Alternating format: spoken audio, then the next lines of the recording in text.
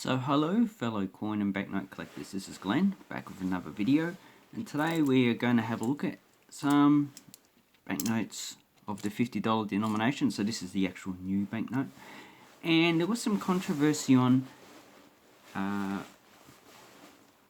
Facebook yesterday in which a person claimed that the second print of the $50 banknote, because there was two prints, we'll have a look at those, didn't have the spelling error. And a lot of people said no, it didn't have the spelling error. This person was quite obviously new and did not take no for an answer, so obviously quite arrogant. So we're just going to have a look at some of the second print and see if they actually have the actual spelling mistake. So here I have the information. So as you can see, there's two, oh wait, you can't see it. Oh, there you go, there's two runs. So there's AA to EA. So that's the first print run. And there's EB to IB. So I'm not too sure why they actually done two print runs. Obviously the second print run had less banknotes.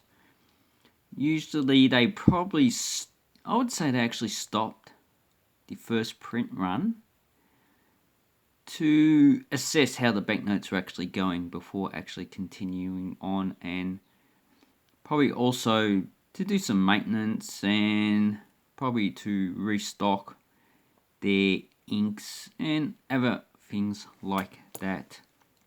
Or even if the actual plates needed to be changed. So there could be various factors of why they actually would have done two print runs. So what we need to look at is the EB. So I do have two banknotes of the first run, and we'll look at those for errors, and then we'll look at the EB, so E, F, G, H, I. So any of those ones for the spelling mistake. So the actual first banknotes I got. So how you find the spelling mistake, you go to Edith Cohen's side. There's writing on her left side, and there's actually 3 times this word is spelled. And this would have been proofread, so some people have a conspiracy theory that this was deliberate as an anti-counterfeiting measure, but the Royal Australian Note Printing Australia says that they'll actually fix it up, so probably it isn't. So if we zoom in a bit, so here we have responsibility, so it's got B-I-L-T-Y, not B-I-L-I-T-Y. And then we have another one in the center. Let me find it. Yeah, there it is. Same spelling mistake. And let me just put that down so it's not shaking. Okay. So we have, we have one up here, we have one here, and there's another one down there, responsibility. Okay, so, okay, I've raised it up, so that looks better. You can actually see it a bit easier now. So we have responsibility there, we have another one in the center, and we have another one down below. As you can see, the spelling mistake's quite clear. And to make it clear, here we are at Cambridge Dictionary, and that's basically how you're supposed to say it. So I-L-I-T-Y. And then we have a BH, so these are from the first run. And if we zoom in, we can see we do have this spelling mistake there as well. And there.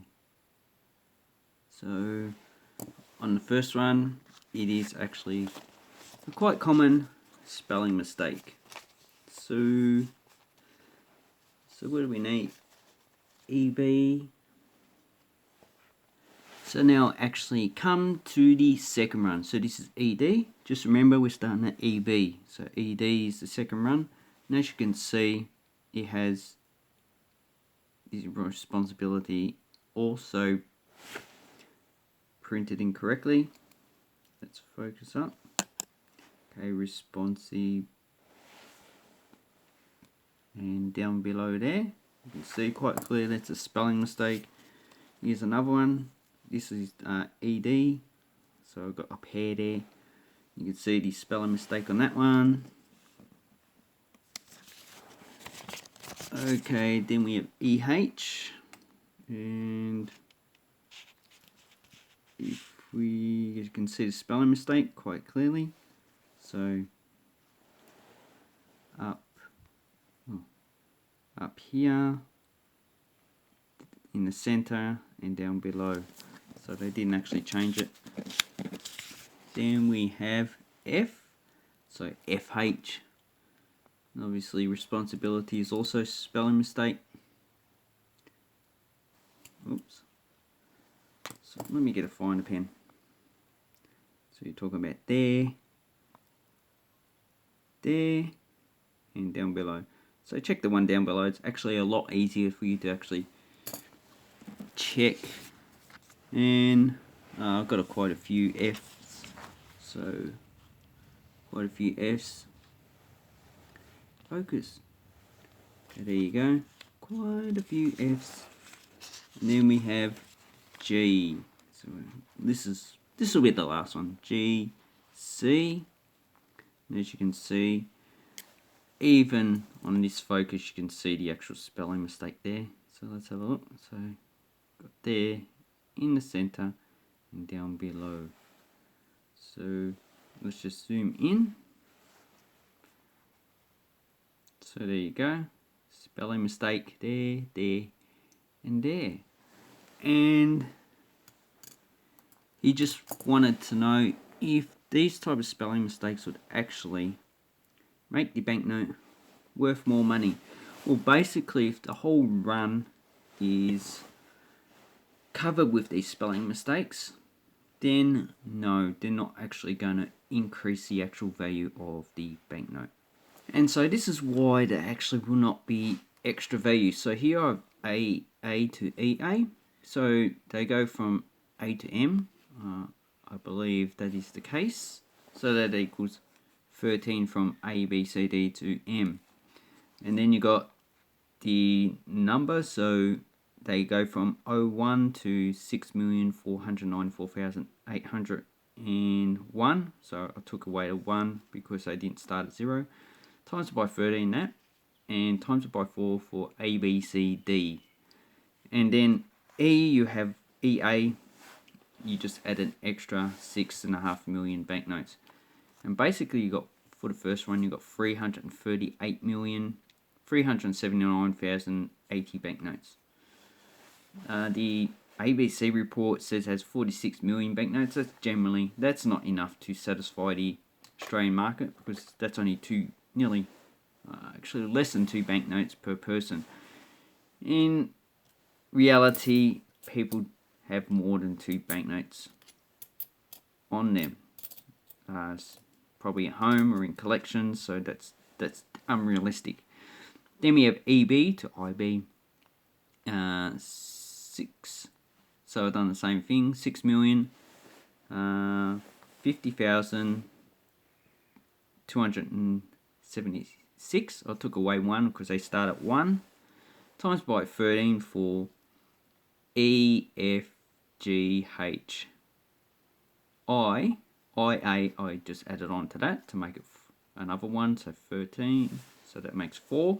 Then you add, because you got IB, you add an extra 6 million banknotes, and that gives me 320,664,628 for a total of 659,043,708. So it's basic maths. You can actually try and do it yourself, or you could just ask the Note Printing Australia or Reserve Bank of Australia how many notes they actually printed. But with so many, 650 million, obviously it's not going to increase in value just because it's an error. This is going to be quite a common banknote for hundreds of years because of the high print run. So The reason why the earlier banknotes before, like Australian banknotes before the 1940s, were actually converted to gold, so a lot of people would have traded it in for the gold coins, so a lot of them wouldn't collect. A lot of the 1800s, well, the banknotes are actually based on gold, so most people wouldn't have actually come across them, and most people would have converted them, so that's why they are actually rare and worth a lot more money. But these ones are legal tender. You can't actually change them into gold. Well, I suppose you could if you actually buy a gold coin or whatever, but that's not the same. I'm talking about you can't actually change this for $50 in gold from the government or a bank. You have to go to someone who actually deals in gold, which is a bit different than what we are having a banknote convertible into gold. So these ones are just going to be common. You'll see that the 1979 banknote, I did make a video on that, is barely getting inflation values now, so I would only actually have kept that in hindsight in uncirculated grade, but as at the time you probably would have thought, oh yeah, this will go up more than actual inflation, so you get a profit in the future. But now you know these polymer banknotes are only worth collecting in uncirculated, so this condition.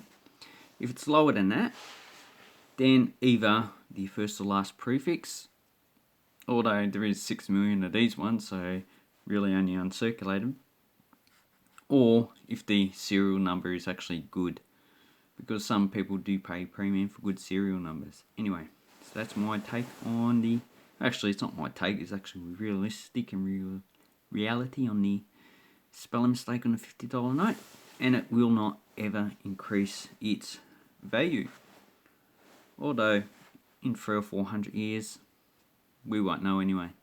Thank you very much, and I hope this clears up some misconceptions about the spelling mistake. Thank you very much, and have an awesome banknote collecting time. Thank you, and bye bye.